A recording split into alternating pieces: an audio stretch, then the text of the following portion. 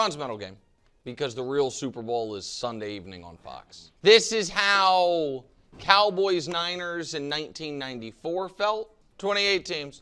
Arch watch. I know the Dolphins, the Browns, the Cardinals, and the Jets go into next year without a quarterback and don't think they're going to be able to draft one with their pick this year. Not at the floor.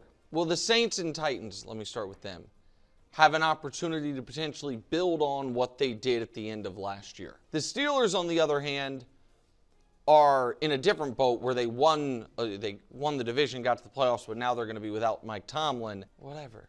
I don't know what to say about these four teams. The Falcons, Stefanski still doesn't have a quarterback.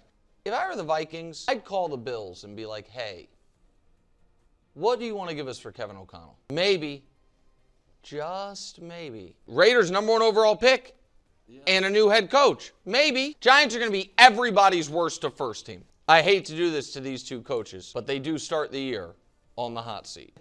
Quinn, I don't think they have to get back to the conference championship game, but they can't have a disaster year. And Todd Bowles probably has the hottest seat of any returning coach. More of the same. The offenses are going to be really good.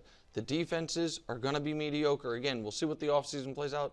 Tough quarterback conversations. There has been a lot of resources poured into these teams because they feel like they can win right now, and the defenses for both these teams are like, we can win right now. Did they peak? Is the second half of the 2020s going to be nearly as kind to these two teams who were kind of the dominant teams of the conference? My gut tells me no. Hope for health. Right or wrong, both of these teams feel like this year got ruined by injury. The Lions once again dealt with the defensive injuries, not quite to the same extent as last year. Obviously, the coordinator changes. The Packers legitimately they were 9-3-1, and then Micah goes down. Get healthy, Patrick. Don't know what to do with the Chiefs. Don't know where we can put the Chiefs until we know when is Patrick Mahomes coming back. The B in SBOB. For the first time in 50 years in the NFL, a team with an MVP quarterback in their 30s just outright fired their longtime head coach because they felt like the team needed that type of change. Nothing but great vibes. These two teams go into the offseason feeling exceptional.